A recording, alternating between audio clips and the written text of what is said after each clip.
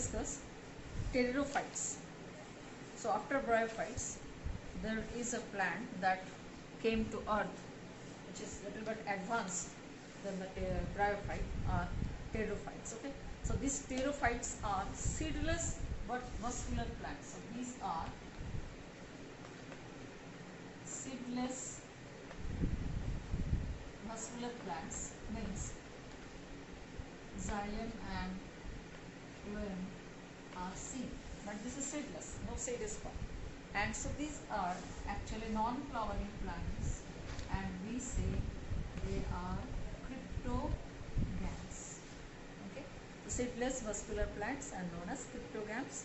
Yes, this type of plants, they also love water, but they are considered as first land plants. That means throughout the year it can be seen, but as they love water, so during rainy season the growth of this plant is more. Okay, so these are the first land plants, and they show in the life cycle, they show alternation of generation. Alternation of generation is seen in this pteridophyte. So let's see what are the examples of these pteridophytes and the classification of these pteridophytes. Okay. Now classification of pteridophytes, if I say, then their 4 classes are there. So they have, this is 4 classes are there. Okay. Now what are these 4 classes? One is Psilopsida. The first one is Psilopsida. Okay. Next one is Lycopsida. See, under these classes there are many species of pteridophytes. And next one is Sphenopsida.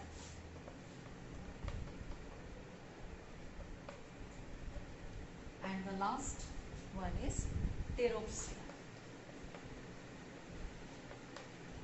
So Pteropsida is the advanced one, and this Pteropsida, the last one, that includes the fern. So all are called, this fern is a actually common term for pteridophyte, and here the species that we are going to discuss is Bryopteris. This is also commonly called fern, and Bryopteris we are going to discuss.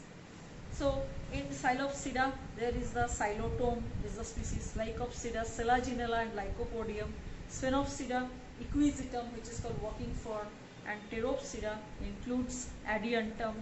Equisetum is not the walking fern, Adiantum is the walking fern, and Bryopteris and Adiantum will come under Pteropsida. So let's now come to the detail, that is the life cycle of this Bryopteris, which is commonly known as fern.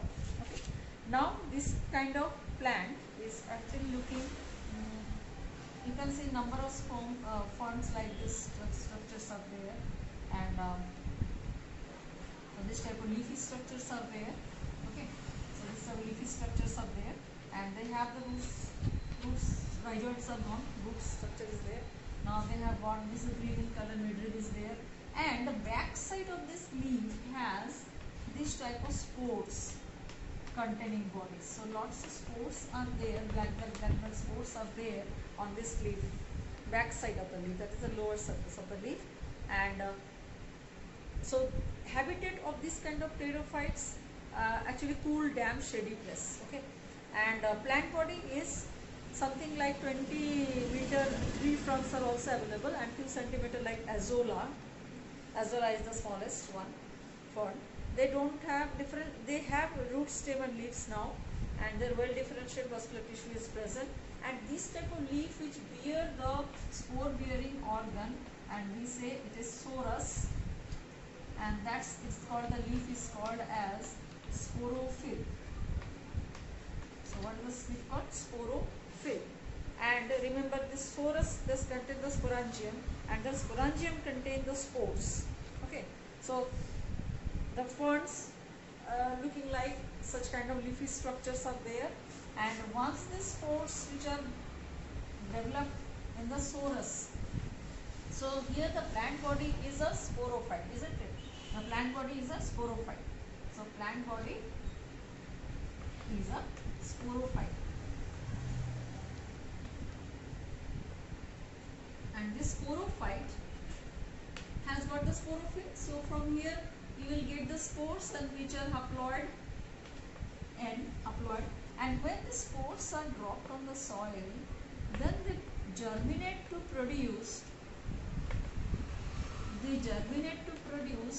one type of fern prothallus. They produce fern prothallus. Now this fern prothallus is a gametophyte because it has gametes. This is called gametophyte. Fern prothallus is a gametophyte. How it looks? So, and this is suppose the soil is there, soil layer. Here, these type of structures develop, heart-shaped structures develop, and this is the fern prothallus, which is a notch at the top, and then here root-like structures are seen rhizoids. Here there are like antheridium grows, and this antheridium has antheridia is a plural, and they have the male gamete production. Here is a flux shape at this structures. The flux shaped structures are seen, which are archegonium. So archegonium and antheridium are present in this heart-shaped fern prothallus, and this is the position. And when these antheridium get mature, they produce this male gamete, and male gamete somehow fused with the egg that is located inside this archegonium, and then they produce the zygote, and zygote produce again plant-like structure, and that is called again sporophyte will develop. So this one is the gametophyte, and the leafy structure that we see above the soil is sporophyte. So here in its life cycle of fern, sporophyte and gametophyte, they alternately present themselves. So one is the sporophyte, which we can see from outside. Gametophyte normally we don't see because that is under the soil. So gametophyte is called fern prothallus, and prothallus is green, autotropic, okay, and this is little hairy also, and sex organs they bear, gametophyte, antheridia and archegonia. Antheridium is sessile, surrounded by a single layered jacket cell. Archegonium are the flux shaped structure which bears the egg. Fertilization happens with the help of water only, so water is the medium, okay, and fertilization produces zygote, and zygote undergo divisions to produce embryo, and this young embryo then develops into a sporophyte, okay. So this is the pterophyte. Now what is the economic importance of pterophyte? These are the good source of food, and like Marsilia is edible. So ferns protect the soil from soil erosion, and Azolla is the smallest one, which is also nitrogen fixing cyanobacterium, Azolla anavena. It bears symbiotic association with Azolla, and it is also a biofertilizer, and ferns also grown in ornamental plants. So these are the certain economic importance of pterophytes. Now what is the difference of bryophyte and pterophyte then? Bryophyte, the main the plant that we see is a gametophyte, but here the plant that we see is a sporophyte. This is the major difference. And bryophytes are non-vascular, but here the pterophytes are the vascular plants.